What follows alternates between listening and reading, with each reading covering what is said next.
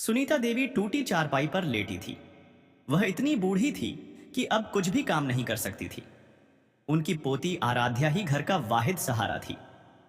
आराध्या ने मां को तसल्ली दी। मां, आप फिक्र मत करें, मैं आज निकलती हूं। कहीं ना कहीं से कोई काम मिल ही जाएगा। शेरू कुत्ता भी साथ खड़ा था, जिसको आराध्या ने बचपन से ही भाई की तरह पाला था। आराध्या ने उसके सर पर हाथ फेर कर कहा, तू भी चल मेरे साथ। आराध्या गलियों में निकल गई। अमीर लोगों के घरों पर जाकर पूछती रही, दीदी कोई काम हो तो बता दीजिए, बर्तन कपड़ा झाड़ू कुछ भी कर लूंगी। मेरी माँ बूढ़ी है, बीमार है। मगर हर जगह से इनकार मिलता रहा। किसी ने दरवाजा बंद कर दिया, किसी ने बात तक ना की। शाम ढलने लगी तो आराध्या के कदम चौकी के पास जा रुके। उसने चौकी की तरफ देखा और दिल में कहा, यह तो जनता की खिदमत के लिए होते हैं, शायद यहां कोई सफाई या मेज का काम मिल जाए। वो आगे बढ़ी और एक पुलिस से बोली, साहब मुझे कोई काम चाहिए। मेरी मां बूढ़ी है, घर का खर्च मुश्किल से चल रहा है। अगर कोई काम हो तो बता दीजिए।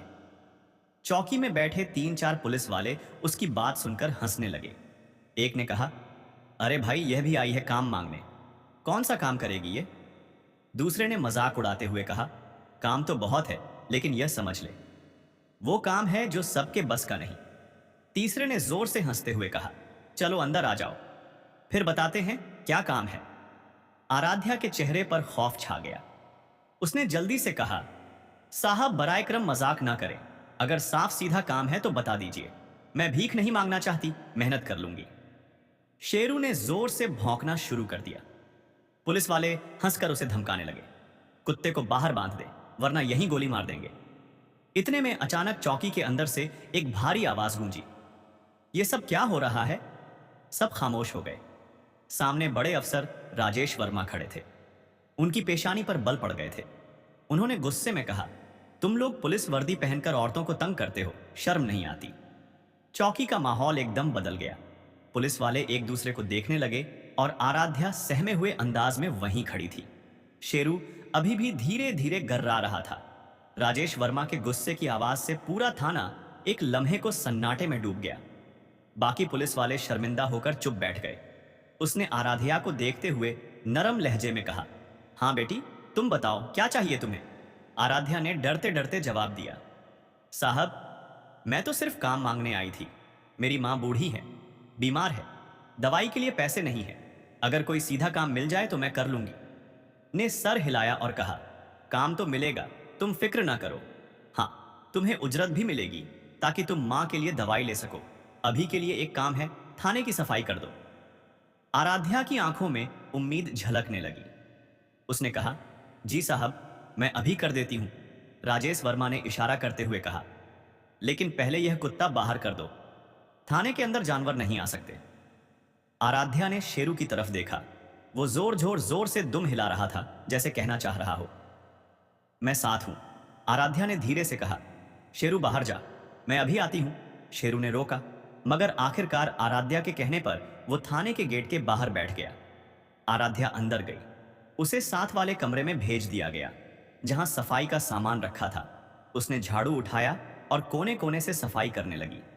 लेकिन चंद मिनट बाद अचानक पीछे से कमरे का दरवाजा जोर से बंद हो गया। आराध्या चौंकी, मुड़कर देखा तो राजेश वर्मा अंदर आ चुका था। उसके चेहरे पर वही सख्ती नहीं थी जो अब भी पुलिस वालों पर गुस्सा करते वक्त थी। अब उसकी आंखों में नापाक नियत साफ झलक रही थी। आराध्या ने लल्लचती आवाज में कहा, साहब आपने कहा था साफ काम दोगे, मैं तो आपको अच्छा इंसान समझ रही थी। राजेश वर्मा ने तंजिया हंसी के साथ कहा, हाँ काम तो यही है, पैसे भी मिलेंगे। इज्जत बचा के भूख नहीं मिटती बेटी। आशा पीछे हटने लगी, नहीं साहब बराहे इकरम ऐसा ना कीजिए, मैं तो सिर्फ अपनी मां के लिए काम मांगने आई थी। बाहर दरवाजे के पास खड़े दूसरे पुलिस वाले दबे दबे हंसी हंस रहे थे। किसी ने कहा, साहब का कमाल है, देखो आज किसके नसीब जागे हैं। शेरू गेट के बाहर जोर जोर से भौंकने लगा। वो दरवाजा खोलने की कोशिश कर रहा था, मगर दूसरे सिपाहियों ने हंसते हुए गेट बंद कर दिया। कमरे के अंदर आराध्या की आवाज दबने लगी। उसके आंसू गिर रहे थे, मगर किसी ने सुनने वाला नहीं था। वो चीखी, छोड़िए मुझे, मगर दीवारों ने उसकी पुकार वापस लौटा दी। वक्त जैसे थम गया। शेरू का भौंकना और बाहर वालों के कहकहे फजा में गूंजते रहे। फिर अचानक सब खामोश हो गया। कुछ देर बाद कमरे का दरवाजा खुला। आराध्या जमीन पर पड़ी थी। उसका दुपट्टा एक तरफ, बाल बिखरे हुए चेहरे पर आंसू और जिस्म कांप रहा था। उसकी सांसें उखड़ रही थीं। राजेश वर्मा ने हंसते हुए दूसरे पुलिस वालों को हुक्म दिया, इसे यहां से बाहर फेंक दो, और हां, जबान खोली तो अंजाम बुरा होगा। दो सिपाहियों ने आगे बढ़कर आराध्या को सहारा दिया। जैसे कचरा बाहर फेंका जाता है, वैसे ही उसे चौकी के बाहर गली में डाल दिया। शेरू भागकर उसके पास आया और जोर जोर से रोने जैसी आवाज निकाली। आराध्या आंखें बंद किए जमीन पर गिरी थी। उसकी हिम्मत, उसकी इज्जत, सब कुछ रौंद दिया गया था। रात गहरी हो चुकी थी। झोपड़ी के दरवाजे पर लालटेन मध्यम रोशनी दे रही थी। सुनीता देवी बार बार दरवाजे की तरफ देखती थी। दिल में खौफ और आंखों में इंतजार था। आखिरकार आराध्या लौटी। उसके कदम लड़खड़ा रहे थे। आंखों में जान नहीं थी। दुपट्टा गर्दों गुबार से अटा हुआ और आंसुओं के निशान चेहरे पर साफ झलक रहे थे। उसके साथ शेरू भी था, जो मुसलसल कसमसा रहा था, जैसे वह सब कुछ कहना चाहता हो। आराध्या को देखते ही सुनीता देवी चीख मारकर रोने लगी। बेटी, ये क्या हाल बना लिया तेरा? आराध्या मां की गोद में गिर गई। दोनों रोती रहीं। सारी रात वो मां बे एक दूसरे को देखकर टूटती रही। सुनीता देवी की जुबान पर एक ही जुमला बार बार आता रहा, अगर मुहाफिज ही जुल्म करें तो फिर हम जाएं कहां? सुबह का वक्त हुआ। सुनीता देवी ने आराध्या का सर सहलाते हुए कहा, चल बेटी, हम इंसाफ मांगने चलते हैं। आराध्या कांप गई। मां नहीं, वहां मत जाना, वहां सब एक जैसे हैं। लेकिन सुनीता देवी बुद्ध हो गई। बेटी, अगर हम बोलेंगे नहीं तो यह जुल्म कभी खत्म नहीं होगा। वो आराध्या को घर पर छोड़कर तन्हा थाने की तरफ निकली। चौकी पर पहुंची तो सीधा डेस्क पर जाकर कहा, मैं रिपोर्ट दर्ज करवाने आई हूं, मेरे साथ इंसाफ कीजिए। पुलिस वालों ने तंजिया हंसी के साथ पूछा, कैसी रिपोर्ट? सुनीता देवी ने कांपती आवाज में कहा, कल रात आपके थाने के अंदर आपके अफसर राजेश वर्मा ने मेरी बेटी के साथ जुल्म किया है। यह सुनते ही सब पुलिस वाले भड़क उठे। चुप कर, राजेश साहब एक इज्जतदार अफसर हैं। तुम जैसी औरतों की क्या हैसियत है कि उन पर इल्जाम लगाओ? सुनीता देवी ने कहा, मैं झूठ क्यों बोलूंगी? मेरी बेटी की जान बर्बाद हो गई है। एक सिपाही ने गुस्से में कहा, चल दफा हो जा यहां से, वरना ऐसा अंजाम करेंगे कि तेरा नामो निशान नहीं बचेगा। वह बेचारी रोती हुई बाहर निकल रही थी कि अचानक एक बड़ी गाड़ी थाने के गेट पर रुकी। दरवाजा खुला और एक बावकार औरत बाहर निकली। वर्दी पर डीएसपी सोनिया वर्मा का बैज चमक रहा था। सुनीता देवी ठिठक गई। हौसला करके उनके करीब जाकर बोली, बेटी, मेरी फरियाद सुन लो, मेरी बेटी की इज्जत लूट ली गई है। पुलिस वाले फौरन बीच में आ गए। मैडम, इसका दिमाग ठीक नहीं है, पागल है यह, कुछ भी उल्टा सीधा बोलती रहती है। सोनिया वर्मा रुक गई। उन्होंने सख्त लहजे में कहा, खामोश रहो, मैं खुद सुनूंगी। फिर उन्होंने सुनीता देवी के करीब जाकर नरमी से पूछा, अम्मा जी, क्या हुआ है आपके साथ? सुनीता देवी ने रोते रोते सारा वाक्य सुनाया। पुलिस वाले बार बार कहते रहे, झूठ है सब, राजेश वर्मा साहब बहुत नेक आदमी हैं। सोनिया वर्मा ने संजीदगी से कहा, अम्मा जी, क्या आपके पास कोई सबूत है? सुनीता देवी ने आंसू भरी आंखों से कहा, मेरे पास कुछ नहीं, सिर्फ मेरी बेटी की टूटी हुई हालत है।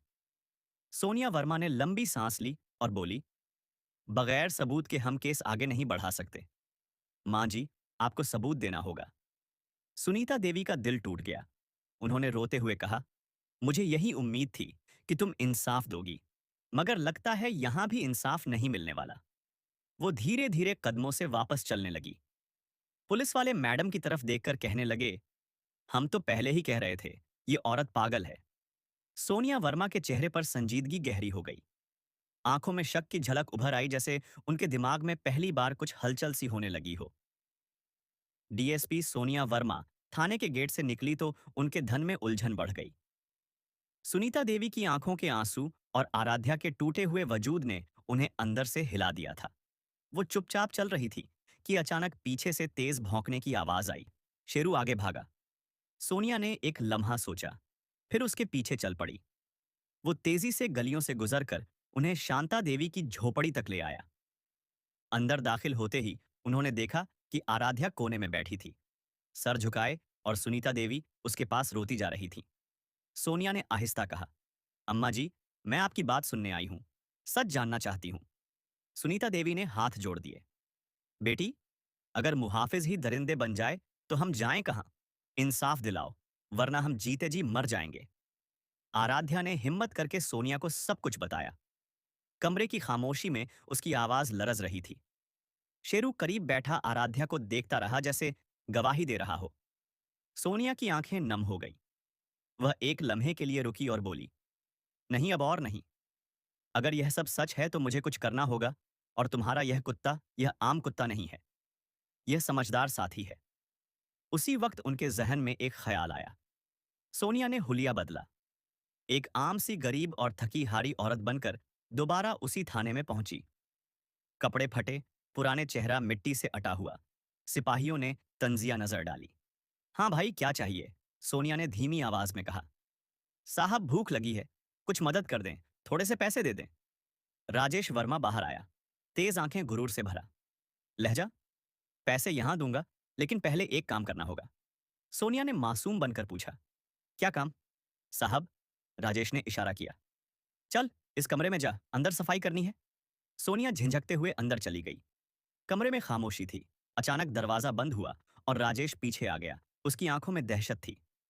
अब मैं बताता हूं तुझे, यहां जो भी लड़की आती है, कैदी हो या शिकायत लेकर, कोई मुंह से बच नहीं पाती। ये मेरा खेल है। सारी की सारी मेरे सामने झुक जाती है। पूरा शहर जानता है, लेकिन कोई कुछ नहीं कर सकता। सोनिया के कदम कांप गए। तुम सबके साथ ऐसा करते हो? राजेश ने कलखा लगाया, हिंदी उर्दू लहजे के साथ। हाँ, और ना जाने कितनी और लड़कियां अभी बाकी हैं। उसी लम्हे कमरे की खिड़की के पास हल्की सी हलचल हुई। बाहर शेरू बैठा था। उसके मुंह में मोबाइल था, कैमरा ऑन। जिस तरह सोनिया ने प्लान बनाया था, वैसे ही हो रहा था। शेरू हर पल रिकॉर्ड कर रहा था। राजेश करीब आया, हाथ बढ़ाया।